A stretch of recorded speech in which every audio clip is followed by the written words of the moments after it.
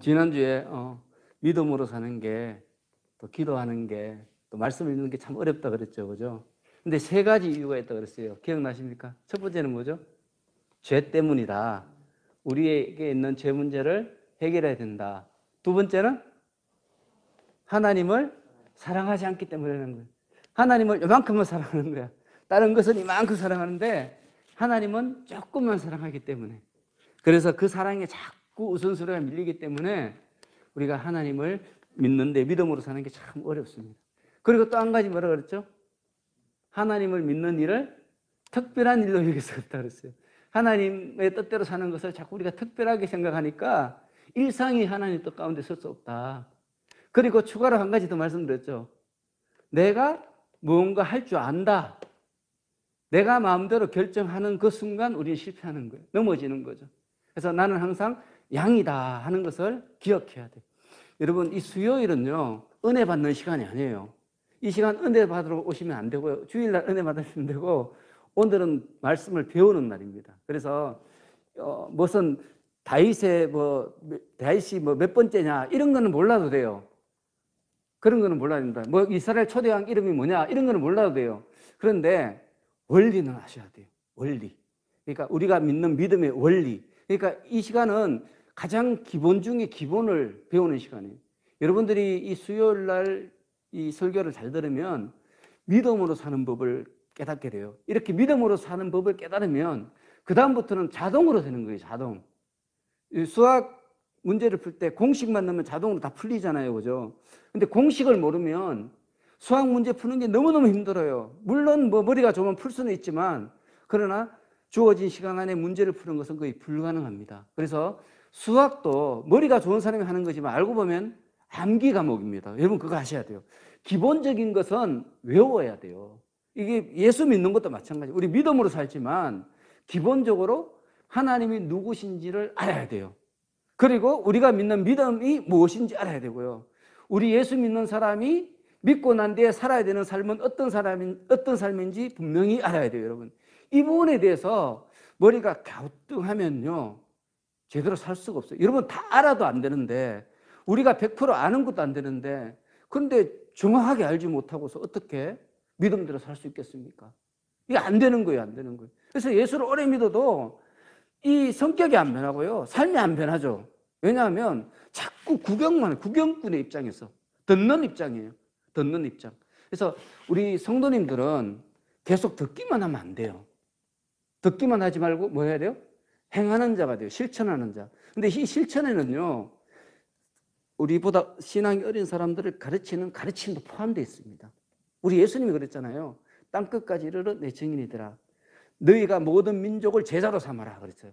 여러분, 예수님의 제자들은 다 어부잖아요. 거의 다 어부예요. 그죠? 이 무식한 사람들이에요. 머리에 든 게 별로 없어요. 근데 이분들한테 뭘 하라 그랬어요? 제자를 삼으래요. 제자를 삼으래요. 이 말은 뭐예요? 세상의 지식으로 하는 게 아니라는 거예요. 이 믿음은 세상의 지식, 세상을 가지고 세상에 우리가 쥐고 있는 이 권세를 하는 게 아니라는 거예요. 이 믿음은 뭐래요? 하나님이 주시는 걸 하는 거예요. 하나님이 주시는 것. 무엇이든지 하나님이 주시는 것. 그러니까 건강도 하나님이 주시는 건강이 있어야 되고요. 지식도 하나님이 주시는 게 있어야 돼요. 재물도 하나님이 주시는 게 있어야 되고요. 부부 간의 사랑도요, 하나님이 주시는 사랑이 있어야 돼요, 여러분. 그게 있어야지 우리 삶 가운데 믿음이 역사하는 이 증거가 나타나게 되죠. 근데 우리가 그게 없어요, 여러분. 그걸 아셔야 됩니다. 여러분들이 하루 밥 한 끼 먹잖아요. 뭐 세 끼를 먹죠, 아침, 점심, 저녁. 근데 이 밥 먹을 때 하나님의 은혜로 먹는 밥 숟가락이 있어야 돼요, 여러분. 하나님의 은혜로 먹는 이 밥 숟가락이 있을 때, 그때 내 삶 가운데 하나님이 주시는 건강이 오는 거예요. 근데 우리는 자꾸 그 생각을 잊어요. 여러분, 부부가 이제 엄마가 밥을 할 때도 하나님의 사랑으로 하는 밥이 있어야 돼요. 하나님의 사랑으로 자녀들에게 해주는 밥이 있어야 되고요. 물론 내가 유튜브를 보고 잘하는 그것도 필요하지만 하나님의 사랑으로 하는 이 밥 짓는 이 시간이 필요해요. 그것이 있을 때 그 밥을 먹고 아이가 하나님이 주시는 건강을 소유할 수 있는 거예요. 우리 그걸 알아야 되는데, 근데 그걸 잘 모르는 것 같아요. 그래서 우리가 이 수요일 날에는 하나님을 아는 지식을 쌓는 그런 날이 됐으면 좋겠습니다. 그러니까 설교를 듣다가 모르면 손을 들고 물어보셔야 돼요. 지나가면 끝나는 거예요. 뭐 방법이 없어요. 돌이킬 수가 없어요. 그러니까 듣다가 모르면 목사님 저 이게 잘 모르겠는데 그러면 제가 또 설명을 해드릴게요. 이게 굉장히 중요한 여러분들을 위한 시간이잖아요. 이 시간은 거죠. 아무 누구를 위한 시간도 아니에요.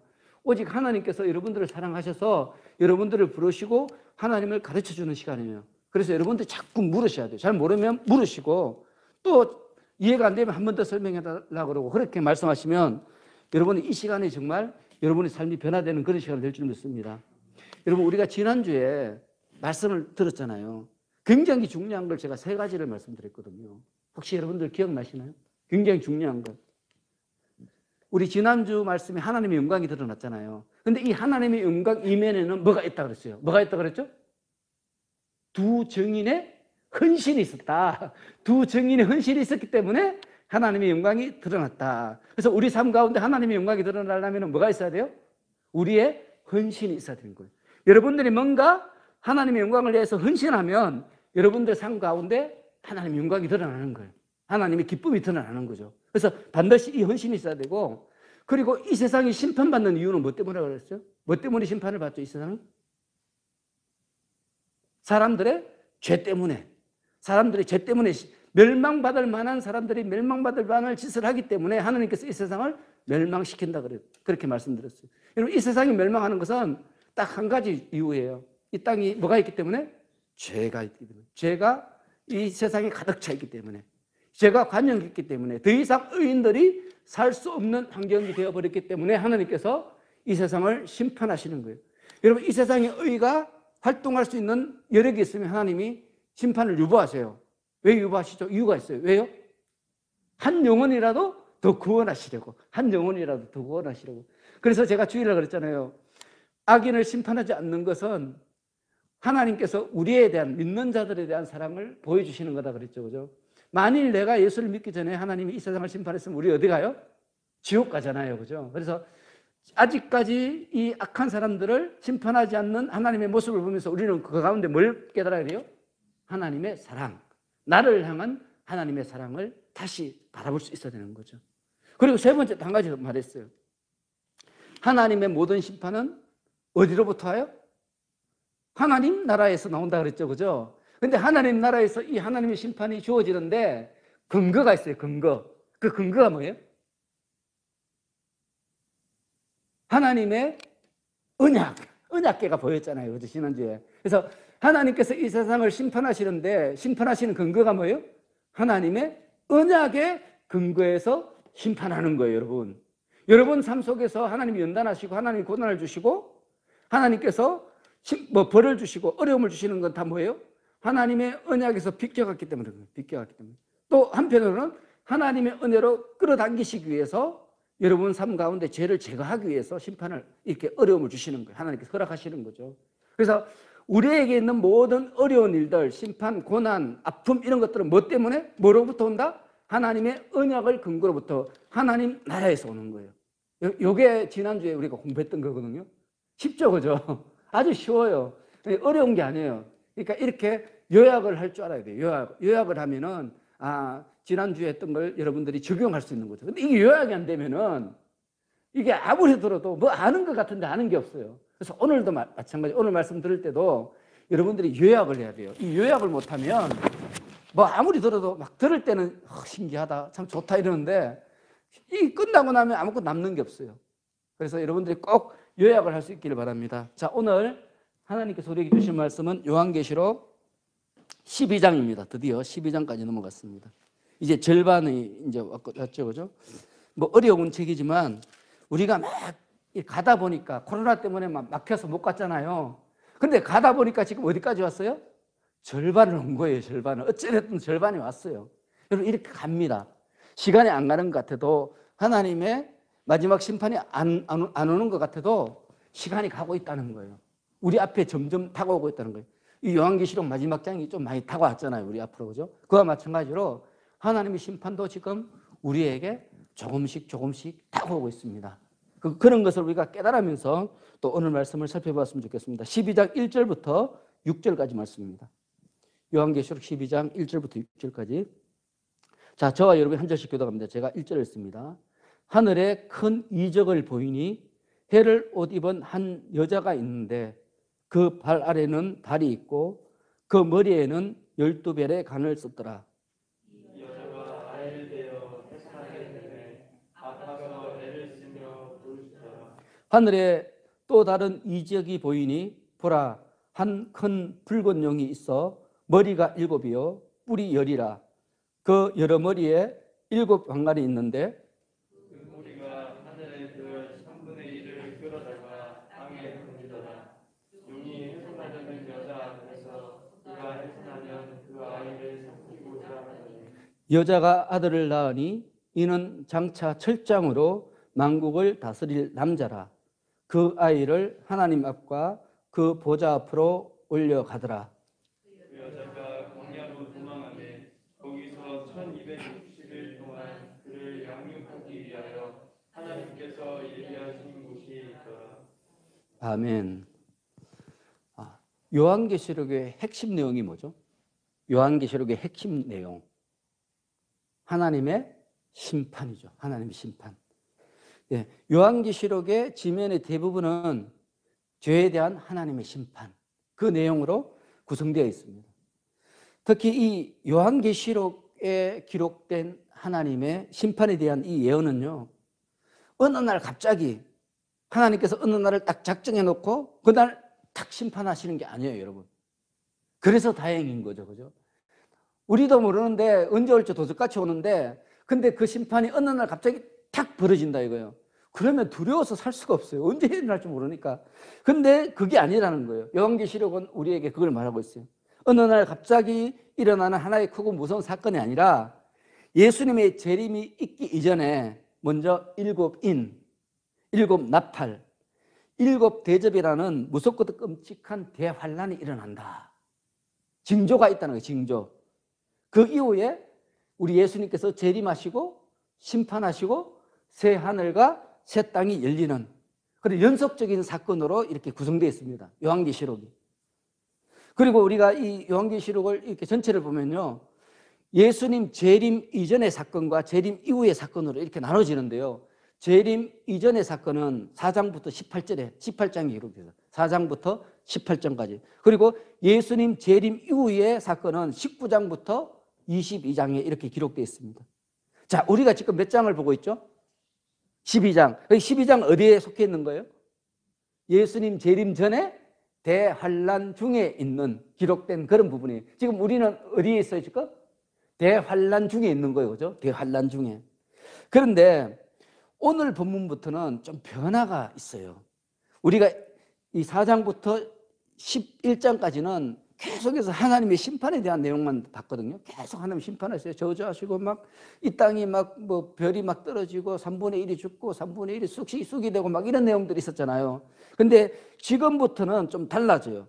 이제부터 어떤 내용이 나는가? 12장부터는 교회와 성도에 대한 사탄의 박해와 더불어 그러한 박해 속에서 교회와 성도를 지키시는 하나님의 은혜가 중간에 삽입되어 있습니다. 하나님의 은혜의 말씀이 들어가 있는 거예요. 지금 12장부터는 위로가 되는 거예요. 11장까지 읽었을 때는 우리가 막 너무 체념이 돼요. 이 어려워서 어떻게 하나. 그런데 12장을 딱 읽으면서 믿는 사람은 소망이 생기는 거예요. 하나님의 은혜가 꿈틀거리고 있어요, 이 안에. 그래서 이 요한계시록 12장부터를 요한계시록 2부 이렇게 말해요. 1장부터 11장까지를 요한계시록 1부, 12장부터를 요한계시록 2부다 이렇게 말합니다. 2부. 그리고 이 12장부터는 전반부에 나타나지 않는 하나님의 이적이 이렇게 나타나요. 그래서 사람들이 별명을 붙였는데 이 12장부터를 이적의 책이다 이렇게 별명을 붙이고 있습니다. 이적의 책. 자, 이런 것을 우리가 기본적으로 알고, 자, 1절부터 함께 읽습니다. 우리 1절 함께 읽습니다. 시작. 하늘에 큰 이적이 보이니 해를 옷 입은 한 여자가 있는데 달이 있고 그 머리에는 12별의 관을 썼더라. 자, 하늘에 뭐가 있다고요? 큰 이적이 보였다 그랬어요. 근데 여기서 이적이란 말은 기적이란 뜻이 아니고요. 어떤 신호를 얘기해요. 신호, 또 상징, 표적 이런 뜻입니다.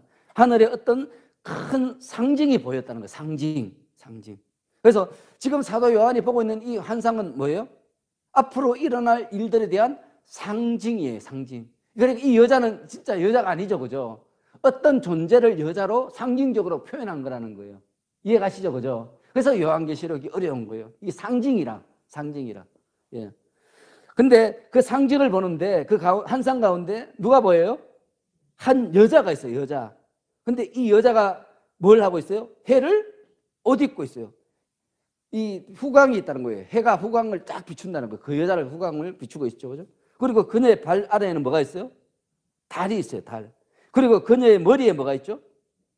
12별의 관이 있어요. 관은 면류관을 뜻하죠, 그죠? 여러분 어떻습니까? 이 내용을 보니까 이 여자의 모습이 어때요? 더 이상 표현할 수 없을 만큼 영광스러운 모습 아닙니까? 여러분 이것보다 어떻게 더 멋있게 표현할 수 있겠습니까? 사도 요한은 자기가 표현할 수 있는 가장 영광스러운 모습으로 이 여인을 지금 표현하고 있습니다. 여러분 해를 옷 입는다는 말은 뭔가 하면 완전한 영광을 가졌다는 거예요. 완전한 영광. 그리고 발을 달 아래에 두었다 이 말은 뭔가 하면 완전한 통치를 뜻해요. 달이 발 밑에 있으니까 완전하게 통치한다는 거예요. 이 여인이. 12배의 관을 썼다는 것은 뭔가 하면 완전하게 승리했다는 거예요. 이 면류관은 누가 써요? 승리한 자가 쓰잖아요, 그죠? 근데 이 면류관이 몇 개예요? 12개 완전하잖아요. 그래서 완전한 승리와 영광을 뜻해요. 자, 이렇게 멋진데 그러면 이 여자가 누구냐 이거예요, 지금. 또 수수께끼죠, 그죠? 여러분 이 여자가 누굴까요? 이 여자는 상징이에요. 앞에서 제가 언급했죠, 상징. 여러분 성경에서 여자는 어떤 존재를 여자로 표현하죠, 보통? 하나님의 공동체. 여러분 이 많은 학자들이 이 여자가 누구냐를 두고 다퉜는데 다수결이 지배적인 견해는 뭔가 하면 구약의 선민인 이스라엘이다 이렇게 이야기해요. 이스라엘이 신부잖아요, 그죠? 신부. 그래서 뷸라라고 그러죠, 신부. 신부인데 이 여자도 이 노는 게 여자니까. 그래서 구약에서 하나님과 이스라엘 관계를 부부로 이렇게 부부로 비유했잖아요. 그래서 이 여인은 이스라엘을 가리킨다. 그렇게 이야기를 많이 합니다. 주석에 보면 다 그렇게 나와 있어요. 그리고 여러분 성경이 우리 교회를 가르쳐서 뭐라고 하는가 하면 베드로전서 2장 9절에 보면 하나님의 택하신 족속이요 왕같은 제사장들이요 거룩한 나라요 그의 소유된 백성이다 이렇게 말하면서 또 요한계시록 21장에 보면 그리스도의 아름다운 신부다 이렇게 표현하고 있습니다. 그리스도의 아름다운 신부. 구약 이스라엘 백성들도 하나님의 신부고 신약의 교회도 하나님의 신부다 이거예요. 자, 그렇다면 오늘 본문에 나오는 이 여자는 과연 누굴까요? 구약 이스라엘을 뜻할까요? 신약의 교회를 뜻할까요? 여러분 생각이 어때요? 당연히 교회를 뜻하겠죠. 너무 쉽죠, 그죠? 쉬운 거예요. 이 어려운 게 아니에요. 그래서 오늘 본문의 여자는 누구예요? 이 땅의 교회예요, 교회. 그런데 여러분 우리가 딱 생각할 때 교회는 어때요? 세상 사람들이 볼 때는 영광스럽지 않아요. 아름답지도 않아요. 여러분 이 땅의 개척교회가 80%잖아요. 목사님들 얼마나 힘들어요, 그죠? 너무 이게 경제적으로 힘드니까 대리운전하고 자 노가다도 하고 막 그렇게 사세요. 많은 목사님들이 자 시골 가서 농사 지으면서 어르신들 도와서 농사 지어서 거기서 조금씩 얻어서 이렇게 사시는 목사님들이 엄청 많아요. 엄청 많아요. 그리고 여러분 교회는요 영광보다는 조롱받잖아요. 비난의 대상이잖아요. 지금 이 땅의 교회들이 얼마나 비난받습니까? 근데 여러분 한번 생각해 보세요. 지금도 그런데 초대교회 당시에는 어땠을까요? 초대교회. 지금 이 편지는 누구에게 쓰고 있어요? 초대교회에 쓰고 있잖아요. 그죠? 초대교회는요 진짜 어려웠어요. 우리는 말도 못할 만큼 우리는 어려운 게 아니에요. 그분들에 비하면. 그분들은 정말 세상 사람들에게 핍박을 받았어요. 비난을 받았어요. 그리고 반역의 집단이다. 반역자라는 거예요. 이스라엘 이 백성들에게 반역자로, 로마 제국의 반역자로. 여러분 우리 그 당시 초대교회 성도들이 예수를 믿고 구원받았지만 그러나 그러한 상황 가운데 초대교회 성도들이 얼마나 위축됐겠어요. 예수를 믿는데 지금 우리도 그렇잖아요. 우리도 진짜 예수님께 살아계심을 믿잖아요. 전부 다 믿고 나는 예수를 죽을 수도 있는데 그런데 세상 사람들이 예수를 모르니까 얼마나 욕합니까? 우리도 욕하고 우리를 막 함부로 막 대우하잖아요. 그죠? 그러니까 이 당신은 목숨을 막 이렇게 걸고 신앙을 지키고 선한 일을 하고 하는데도 막 성도들에게 돌아오는 것은 멸시밖에 없고요. 핍박밖에 없고요. 죽음밖에 없어요. 그러니까 이 성도님들이 그 심정이 어떠하겠습니까? 천국 가는 것도 좋지만 이 땅에서 너무 괴로우니까 좌절하고 넘어지지 않겠습니까?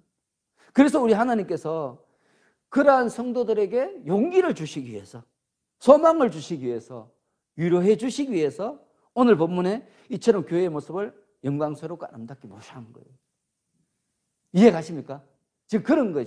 지금 여러분 요한계시록이 쓰여질 이 당시에 우리 성도님들의 상황이 어떻다고요? 정말 사는 게 아니에요, 여러분.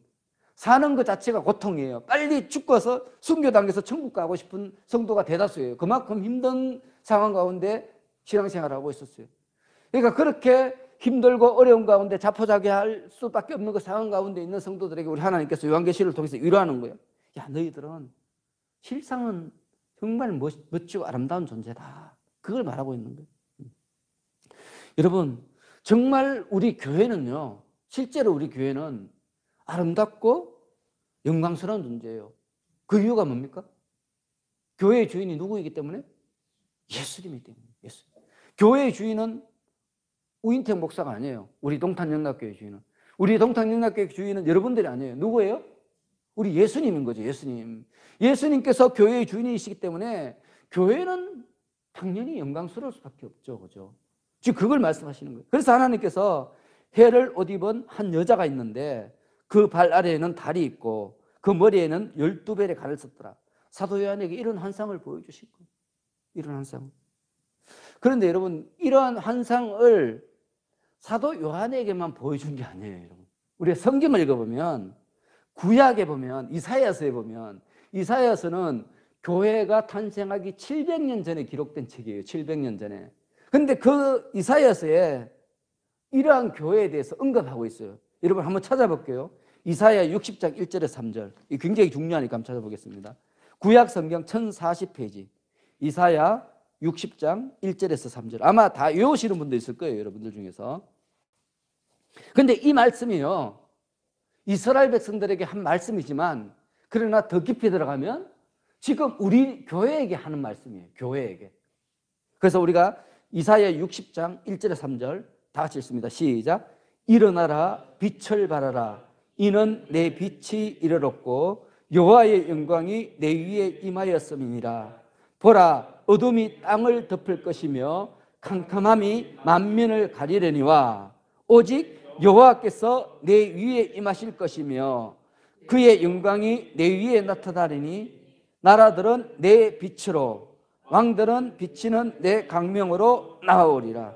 여러분, 우리 교회에 대해서 그대로 말하고 있죠. 그죠? 정말 우리 지금 하나님 예수님께서 세우신 교회가 해야 될 역할이 바로 이 역할 아닙니까? 근데 이 역할이 언제 쓰여졌어요? 교회가 탄생하기 700년 전에 미리 예언된 거예요. 예언된 거예요. 여러분, 그리고 62장 2절 3절을 읽겠습니다. 이사야 62장 2절 3절. 여기에도 우리 교회에 대해서 우리 하나님께서 예언해 놓으셨어요. 이사야 62장 2절 3절 시작. 이방 나라들이 내 공의를 뭇 왕이 다 내 영광을 볼 것이요 너는 여호와 입으로 정하실 새 이름으로 일컬음이 될 것이며 너는 또 여호와의 손의 아름다운 관 내 하나님의 손의 왕관이 될 것이라. 아멘. 여러분, 이 교회에 대해서 명확하게 너무 여러분, 교회를 모르는 사람은 이게 무슨 뜻인지 모르지만 정말 교회를 아는 사람은 이걸 딱 읽는 순간 이거 하나님이 우리 교회를 예언하신 거네?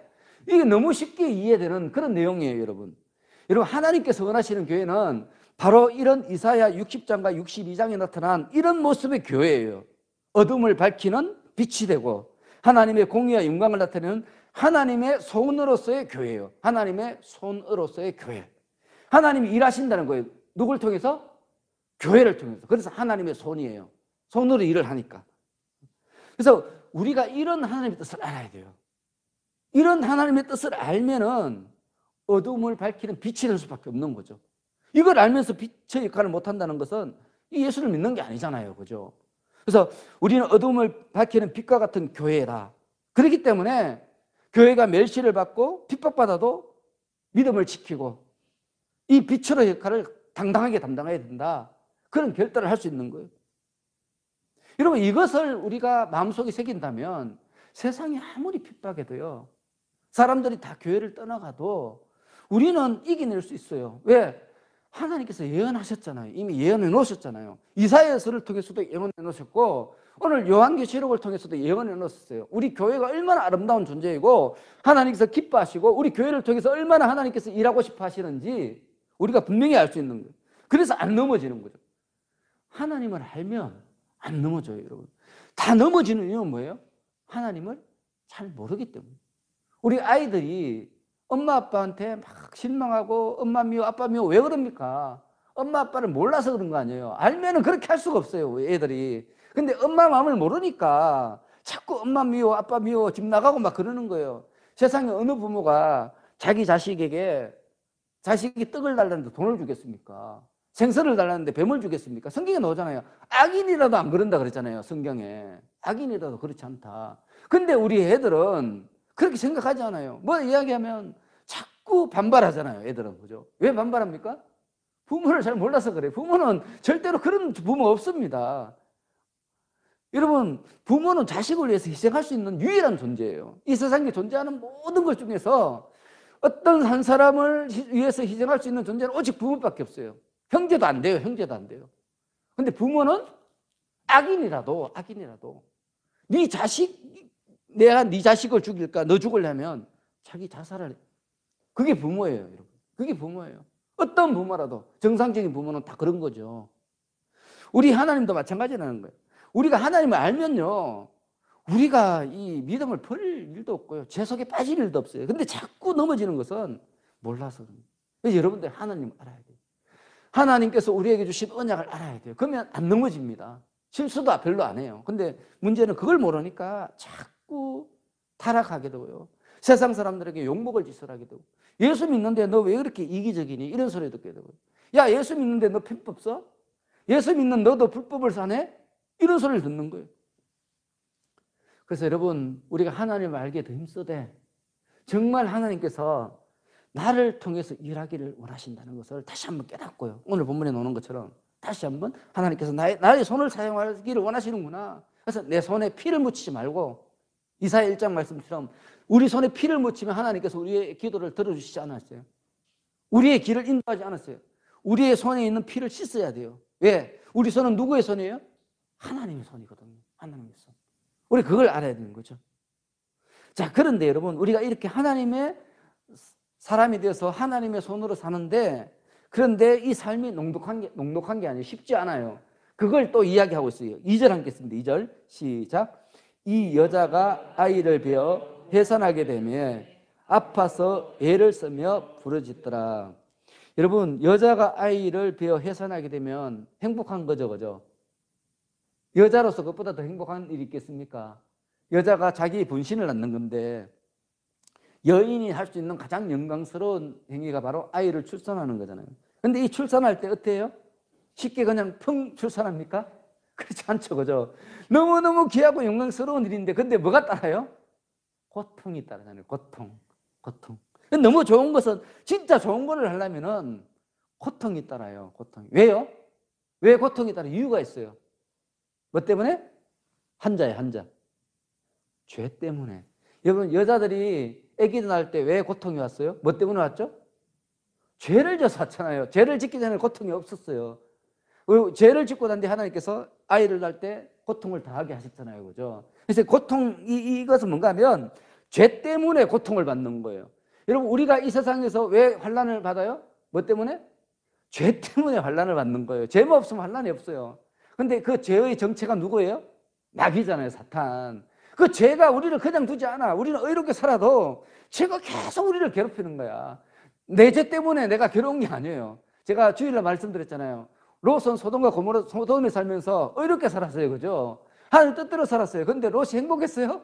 안 행복했잖아요. 원래는 행복해야 되는데 왜 안 행복했어요? 주변 사람들이 다 악하니까 그들 때문에 계속 피해를 보는 거예요. 이게 성도의 삶이라는 거예요, 여러분. 성도의 삶이 바로 그거예요. 여러분들이 선하게 살고 이렇게 사는데도 불구하고 자꾸 괴로운 것은 여러분의 문제가 아니에요. 누구의 문제예요? 죄인들의 문제예요. 죄인들 때문에 우리가 고통을 받는 거예요. 여러분, 예수 믿는 사람들 왜 핍박받아요? 이유가 뭐예요? 예수 믿는 사람들 잘못해서 핍박받아요? 우리 초대교회 성도들이 왜 이렇게 고난 속에 있었어요? 이유가 뭐예요? 누구 때문에? 죄 때문에 그런 거예요. 죄가 자꾸 성도들을 괴롭히는 거예요. 오늘 본문도 똑같아요.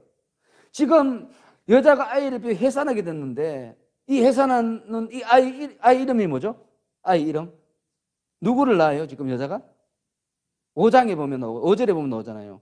장차 철장으로 만국을 다스릴 남자. 장차 철장으로 만국을 다스릴 남자는 이 세상에 한 분밖에 없어요. 누구예요? 예수님밖에 없어요. 예수님. 성경에 나와요. 앞쪽에서 우리가 배웠어요. 자, 그러면 이 예수님이 지금 이 아이는 예수님을 낳는 거예요. 그렇기 때문에 이 말씀은 뭐예요? 좀 쉽게 말하면 누가 예수님을 낳았어요? 교회가 낳았잖아요. 교회가. 여자가 교회니까 교회가 누구를 낳았어요 지금? 예수님을 낳았어요. 근데 낳을 때 어떻게 낳았어요? 애쓰며 또 아파서 부르짖으며 낳았어요. 자, 그렇다면 이 교회는 어떤 교회일까요? 구약의 교회, 구약교회. 구약 선민 이스라엘. 그래서 스데반 집사가 이스라엘 백성들이 광야에 있을 때 그들이 어디 있다고 말했는가 하면 광야교회에 있었다 이렇게 말해요. 광야교회. 구약 이스라엘 선민 모임도 뭐라고요? 교회예요. 교회. 신약 우리도 교회지만 구약 이스라엘이 모인 이스라엘 그 민족 자체도 교회예요. 교회. 따로 밖에서 이끌림을 받아서 부르심을 받아 때린 뜻이잖아요. 이끌려 부르심을 받았다는 뜻이잖아요. 그죠? 이스라엘 백성들이 애굽 땅에서 이끌려 부르심을 받았어요. 어디로? 광야로. 그죠? 따로 부르심을 받았잖아요. 그래서 이스라엘 민족이 뭐예요? 교회인 거죠. 교회. 그래서 오늘 본문에 여기 나오는 이 내용은 뭔가 하면 이스라엘 구약 교회가 간절한 소망을 하고 핍박받고 어려운 가운데 고통 가운데 있으면서 예수 그리스도를 간절히 소망했는데 결국에는 낳게 됐다는 거예요. 그래서 이 땅에 예수께서 오시게 됐다는 거예요. 그 여자가 아파서 애를 쓰면 부르짖다 이 말은 뭔가 하면 구약 선지자들이 받은 고통 그걸 예표하는 거죠. 이해 가십니까 지금? 그런데 여러분 이거 지금 보여주는 이 모양 이 모습들은 실제가 아니고 뭐예요? 환상이잖아요. 환상. 표적이에요. 표적. 그죠? 이 말은 뭐예요? 지금 이 이야기는 구약의 이야기가 아니라는 거예요. 그죠? 이 이야기를 통해서 뭘 이야기하고 싶은 거예요? 지금 하나님께서 우리에게? 뭘 이야기하고 싶죠? 신약 교회. 그죠? 지금 우리 교회들을 이야기하고 싶은 거예요. 우리 교회. 그래서 이 환상은 구약 교회 이야기를 통해서 신약 교회들에게 주는 하나님의 메시지예요. 그래서 이 환상은 예수님의 재림을 기다리는 거예요. 재림. 우리들에게 주시는 예수님의 재림을 기다리는 우리에게 주시는 그런 말씀이죠. 그래서 구약 이스라엘 백성들이 예수님을 맞이하기 위해서 수많은 고난과 어려움의 고통의 시간을 견뎠듯이 예수님의 재림을 기다리는 우리도 똑같이 그런 해산의 고통을 통과해야 된다는 거예요. 통과해야 된다. 한 여자가 새 생명을 탄생시키기 위해서 해산의 고통을 겪었듯이 우리도 예수 그리스도의 오심을 맞이하기 위해서는 해산하는 듯한 고통을 감내해야 된다는 거예요. 지금. 그래서 너희들이 지금 고난 중에 있다는 거죠. 일종의 위로의 말씀이에요. 이것도. 지금 이 요한계시록을 읽는 이 성도들은 고난 가운데 있죠. 그죠? 말할 수 없는 고난과 핍박 가운데 있는 그런 성도들이에요. 이 편지가 누구에게 쓰여졌죠? 정확하게? 소아시아에 있는 7교회. 그죠? 에베소 교회부터 그죠? 라오디게아 교회까지 7교회를 위해서 쓰여진 책이잖아요. 그 교회들이 지금 터키 지방인데 굉장한 핍박 가운데 있었어요. 핍박. 그래서 사도 요한도 에베소 교회 목사였는데 잡혀가지고 밤모섬에 갇힌 거예요. 나이가 90살이나 됐는데 90살이나 먹었으니까 죽이지는 못하고 귀양 보낸 거예요. 그 사람들도 양심이 있으니까 노인을 죽이기가 쉽지 않잖아요. 그죠? 그 노사도를 죽이는 게 쉬운 게 아닙니다. 그래서 이 요한 사도를 갖다 밤모섬으로 탄광으로 유배를 보낸 거예요. 북한으로 보면 아오지 탄광이에요. 아오지 탄광. 그쪽으로 지금 유배를 보낸 거예요. 그러니까 이 에베소 교회도 목자를 잃은 교회예요. 얼마나 힘들겠습니까? 목사는 아오지 탄광 끌려갔지. 교회는 철폐됐지. 그런 상황이에요 지금. 그런 상황 가운데 지금 버티고 있는 이 교회들에게 지금 말하는 거예요. 너희들이 지금 고통받는 것은 해산하기 위한 고통이라는 거예요. 그 해산 누구를 해산해요? 재림하시는 예수님을 맞이하기 위해서 받는 그런 해산의 고통이에요. 새 시대를 하나님께서 이 땅에 주시는 새 하늘과 새 땅을 맞이하기 위해서는 고통을 받아야 되는데 그 고통은 누구의 몫이에요 지금? 교회의 몫이라는 거예요. 여러분. 이게 지금 오늘 본문이 우리에게 말하는 거예요. 여러분 우리가 예수님의 재림을 맞이하기 위해서 하나님의 교회를 세워가기 위해서 고통을 받아야 돼요. 이것은 성경이 우리에게 말하는 메시지입니다. 이 고통을 받지 않고서는 예수님의 재림에 동참할 수 없다는 거예요. 그래서 여러분 우리 초대교회, 우리 믿음의 선배들은 이 몫을 감당했어요. 얼마나 많은 사람들이 순교했습니까? 우리나라에도 기독교가 들어오기까지 순교한 분들이 한두 명이 아니죠. 몇만 명이 순교하셨잖아요. 그죠? 이걸 감당하신 거예요. 역사적으로 교회가 얼마나 많은 핍박을 받았습니까? 이게 뭔가 하면 이런 새 시대를 맞이하기 위해서 받는 고통은 누구의 몫이기 때문에? 교회의 몫이기 때문에 교회가 이 고통을 받아야 되는 거죠. 오늘 본문이 그걸 말하고 있습니다. 그런데 지금 이 요한계시록이 우리에게 묻는 거예요. 자, 너희들은 어떠냐 이거예요. 너희들은 지금 너희들의 교회는 너희들은 이 예수님을 맞이하기 위한 이 해산의 고통에 참여하고 있냐 지금 묻는 거예요. 지금 우리 하나님께서 오늘 이 말씀을 통해서 우리에게 묻는 거예요. 너는 다시 오실 예수님을 맞이하기 위해서 그 길을 예리하는 아픔 가운데 서 있냐 이거예요. 지금 그렇지 않다면 돌이켜서 그 아픔 가운데 서는 자가 되라는 거예요. 무서운 이야기죠. 무서운 이야기죠. 여러분 성도는 세상과 적당히 타협하면서 살 수 있는 존재가 아니에요. 성경은 그걸 또 강조합니다. 하나님의 나라를 소망하는 성도는 마땅히 믿음을 지키기 위해서 감내해야 되는 해산의 고통을 자기의 것으로 받아들여야 한다. 그 첫 번째 본을 보이신 분이 예수님이고요. 두 번째 본을 보이신 분들이 바로 사도들이에요. 오늘 이 본문을 기록한 성경을 기록한 사도들이 그걸 보였어요. 우리들에게 본을 보였는 거죠. 불의한 세상을 거슬러 살기 위해서 고통 속에서 부르짖는 간절한 믿음의 강구. 그게 우리 삶 속에 있었다. 그게 없으면 안 돼요.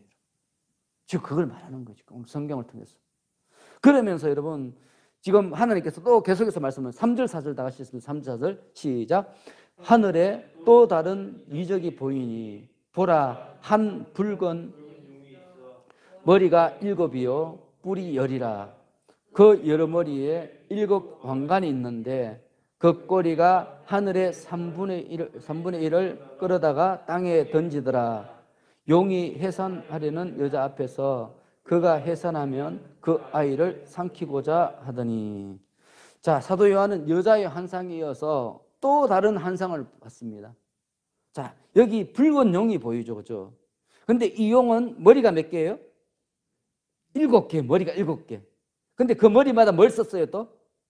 왕관을 썼어요. 머리가 7개인데 그 7머리마다 뭘 썼어요 지금? 왕관을 썼어요.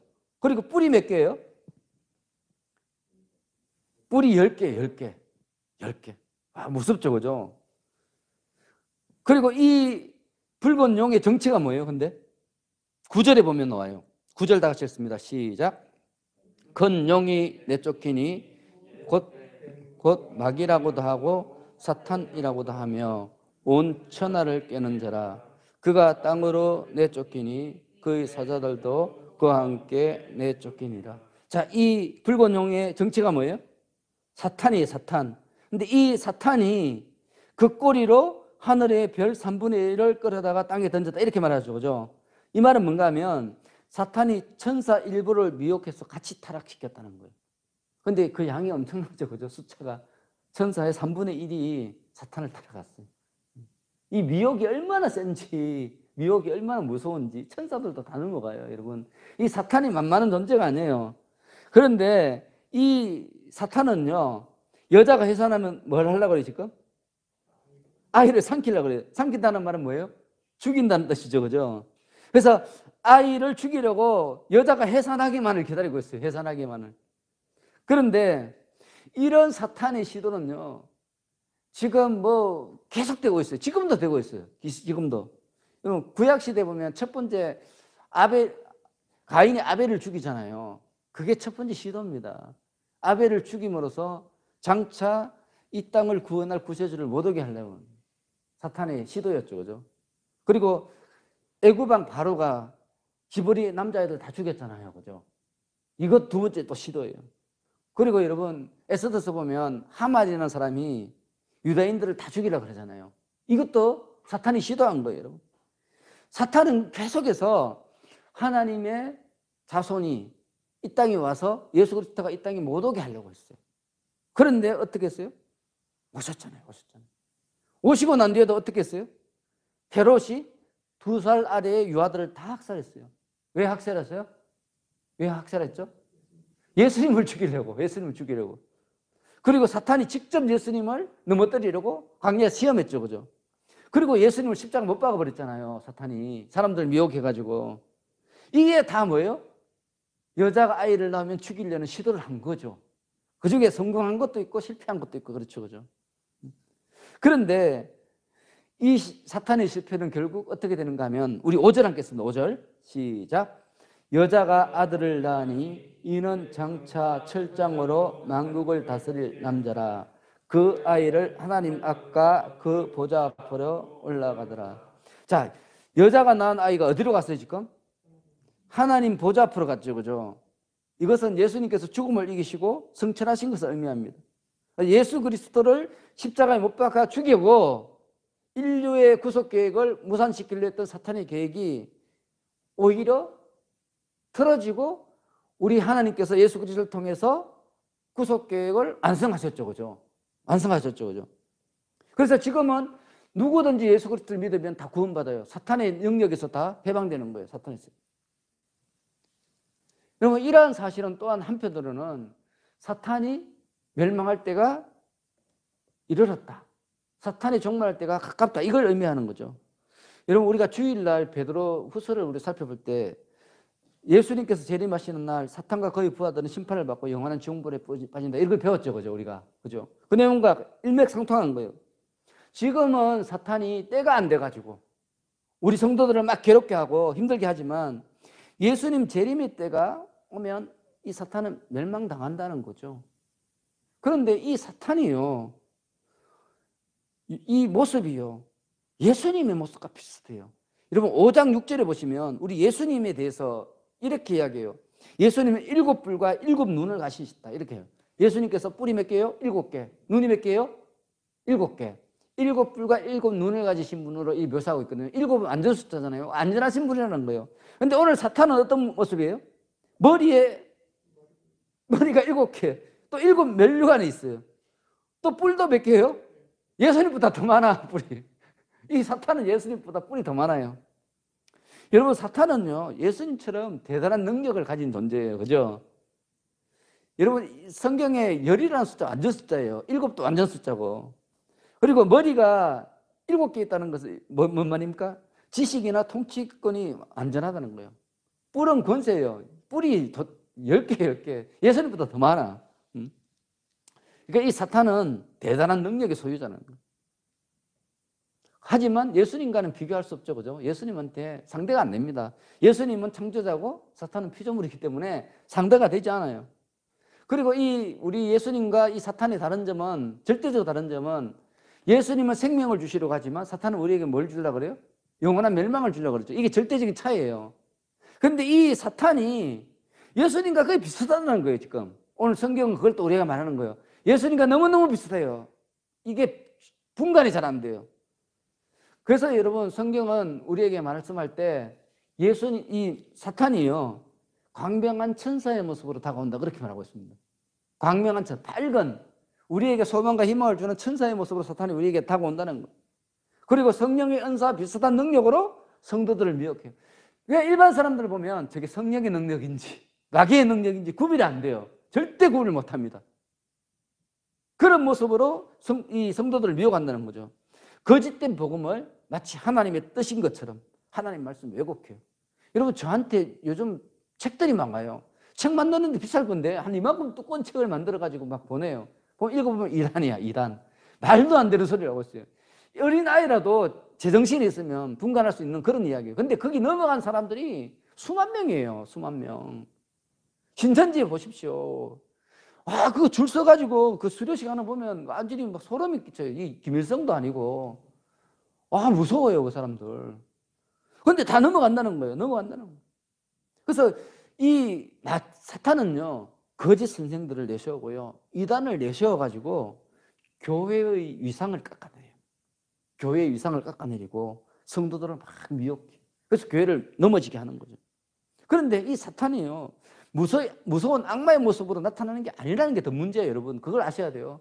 사탄이 뭐 전설의 교황처럼 뭐 귀신처럼 안 나와요. 정말 아름다운 모습으로 나와요.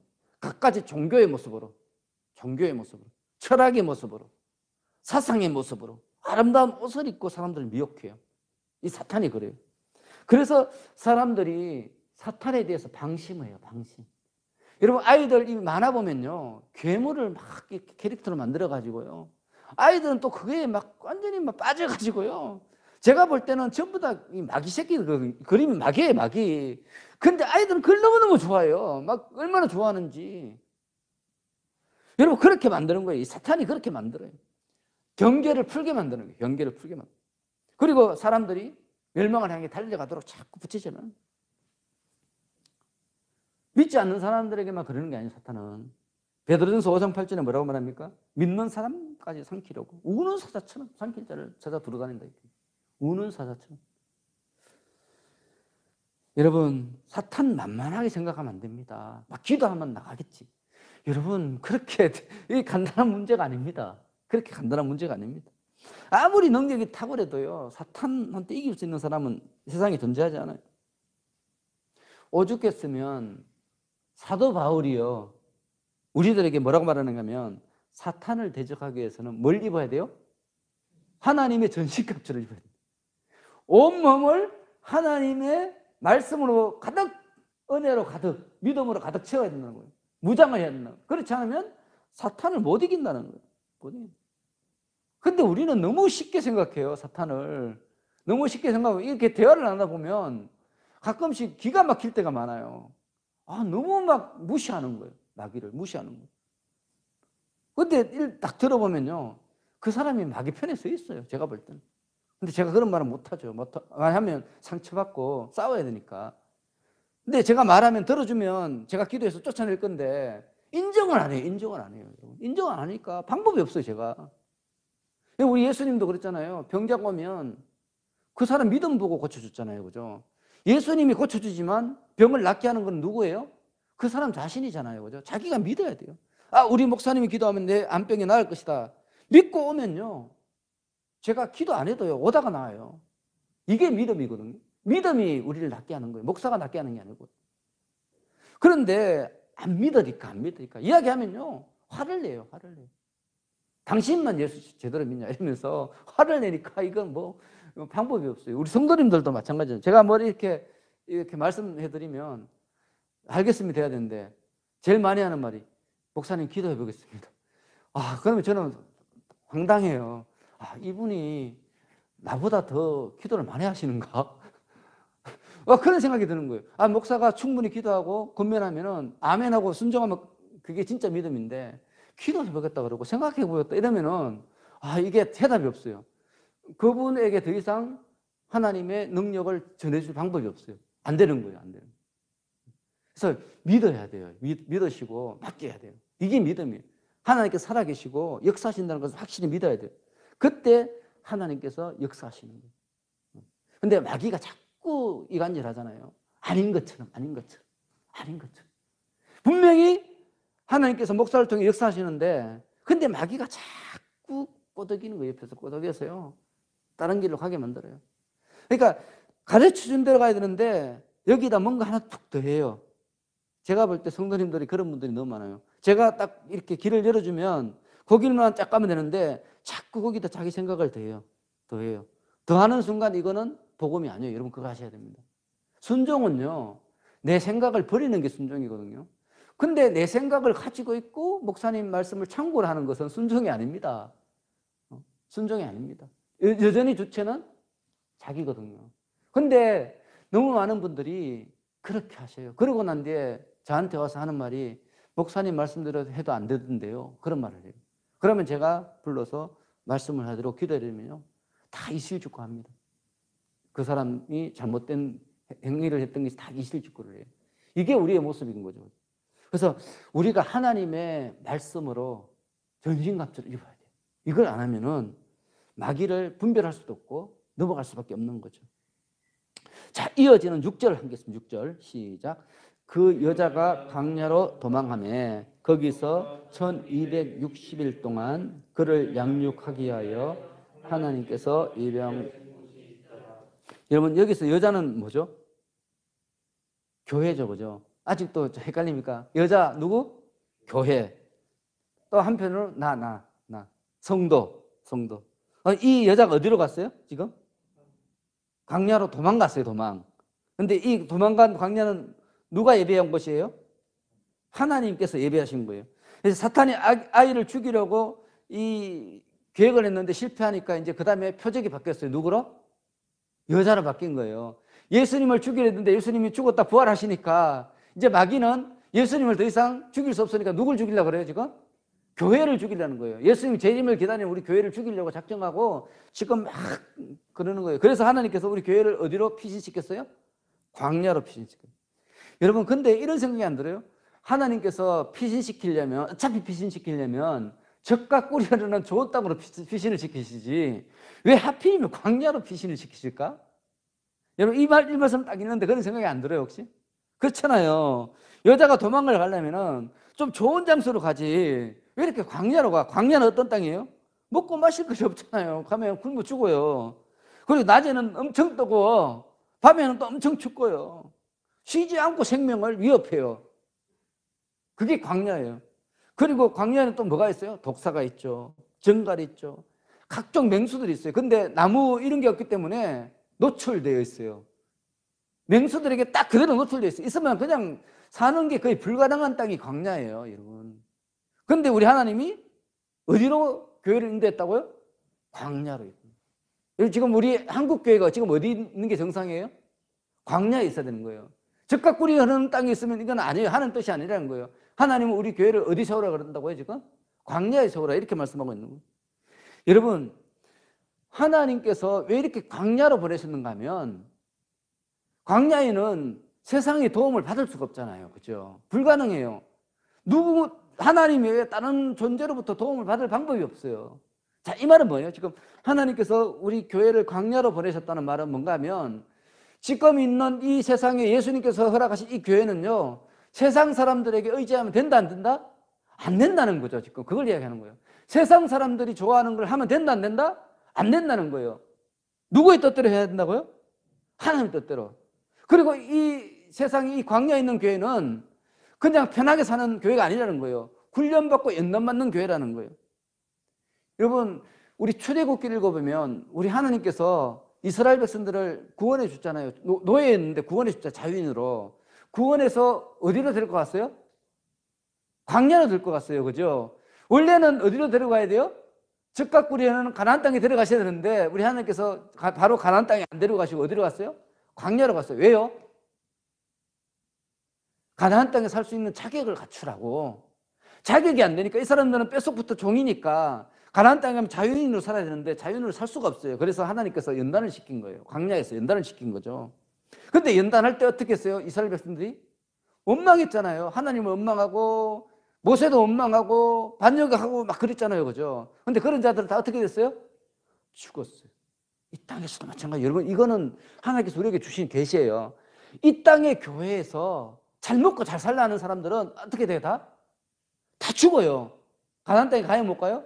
못 가요. 그걸 아셔야 됩니다. 예수 믿으면서 내가 막 세상의 복도 다 받고요. 교회도 훌륭한 교회 세우고요. 영광받고 인정받고 이런 사람들은 천국 가요, 못 가요? 못 간다는 거예요. 여러분, 이게 너무 절대적으로 기록되어 있어요. 너무 절대적으로. 이거는 뭐 이렇게 변명할 수가 없어요. 하나님께서 우리를 적과 꿀이 흐르는 땅으로 보낸 게 아니고 사탄의 권세를 피해서 광야로 보냈어요. 그곳에서 하나님을 체험했고요. 그곳에서 하나님께서 모든 것을 공급해 주시는 분이라는 것을 깨닫게 됐고요. 그곳에서 하나님께서 낮에는 구름기둥, 밤에는 불기둥으로 그들을 보호해 주셨어요. 그를 통해서 그들은 하나님을 알게 됐고요. 근데 더 놀라운 일은 뭔가 하면 이스라엘 백성들이 40년 동안 광야에 있었잖아요. 그죠? 광야는 성이 아니에요. 누가 쳐들어오면 다 죽어야 돼요, 그냥. 그렇죠, 그죠? 뻥 뚫린 광야예요. 그죠? 벌판이에요. 근데 강대국 사람들이 와서 쳐들어와서 다 노예로 잡아갈 수 있잖아요. 왜? 이스라엘 백성들은 원래 노예 출신이잖아요. 그 당시에 강대국들이 무슨 생각했어요? 야, 저기 노예가 널려있네? 야, 저것들 다 잡아서 내 노예 만들자. 그런 생각 안 했겠습니까? 그렇죠, 그죠? 근데 그 사람들이 노예를 잡아갔어요? 못 잡아갔어요? 못 잡아갔어요. 못 잡아갔어요. 아무도 못 잡아갔어요. 여러분, 하나님께서 이스라엘을 광야에 보내시면서 하나님만 의지하는 법을 가르쳤을 뿐만 아니라 자유인으로서의 자세도 가르치실 거예요. 하나님께서 보호하시면 그 누구도 너희들을 해치지 못한다는 것을 깨닫게 하셨어요. 여러분, 이 땅의 교회도 마찬가지라는 거예요. 하나님께서 이 땅 교회에 시험을 주시는 이유는 바로 그거예요. 시험을 통해서 하나님만 의지하라는 거죠. 세상을 의지하지 말라는 거예요. 그러면서 하나님께서 이스라엘 백성들에게 신명기 8장 2절에 이렇게 말씀하셨어요. 내 하나님 여호와께서 이 40년 동안에 내게 광야길을 걷게 하신 것을 기억하라. 이는 너를 낮추시며 너를 시험하사 내 마음이 어떠한지 그 명령을 지키는지 지키지 않는지 알려 하심이라. 여러분, 이 말씀도 하나님께서 우리 현대 교회에게 주시는 계시의 말씀, 계시의 말씀. 그대로 중요해요. 하나님께서 아이를 낳은 여자, 그 교회를 광야에 두시는 것은 성도들이 죄의 노예에서 자유인으로 또 하나님만을 의지하는 법을 배우도록 하기 위해서거든요. 배우도록. 여러분, 이러한 하나님의 약속을 내가 갖고 있는다면 어떻게 이 세상의 검은 보화를 사모할 수 있겠습니까? 그렇지 않습니까? 근데 이런 약속에 대한 확신이 없으니까 자꾸 하나님 약속 위에 다른 것들을 자꾸 붙잡고 싶은 거예요. 붙잡고 싶은 거예요. 여러분, 하나님께서 우리에게 광야를 주신 것은 하나님의 보호하심이 없으면 우리는 살 수 없는 존재임을 깨닫게 하십니다. 하나님께서 낮에는 구름 기둥, 밤에는 불 기둥으로 지켜주시지 않았으면 우리는 살 수 없어요. 우리는 믿음을 지킬 수 없어요. 그걸 깨닫게 하시기 위해서 우리를 광야에 내모르시는 거예요. 근데 우리는 광야에 가기 싫어하잖아요. 다 적과 꿀이 흐르는 땅에 가고 싶어하잖아요. 우리의 소원도 그거잖아요. 빨리 성도들이 많아가지고 우리 교회가 재정도 이렇게 독립되고 막 해외 선교도 하고 가난한 사람도 없고 우리 그런 거 자꾸 꿈꾸잖아요. 그죠? 근데 그 이면에는 뭐예요? 우리의 행복이 깔려있잖아요. 우리의 영광이 깔려있잖아요. 그런 짓 하지 말라는 거예요. 그게 아니라는 거죠. 그게 아니에요.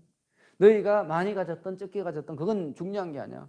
네가 가진 것, 과부의 2렙돈을 우리 예수님께서 가장 많이 바쳤다 그랬잖아요. 우리 하나님께서 세마는 셈법은 바로 그건 거예요. 지금 여러분들이 얼마를 가졌든지 얼마만큼 뭐 일을 할 수 있든지 그게 중요한 게 아니에요.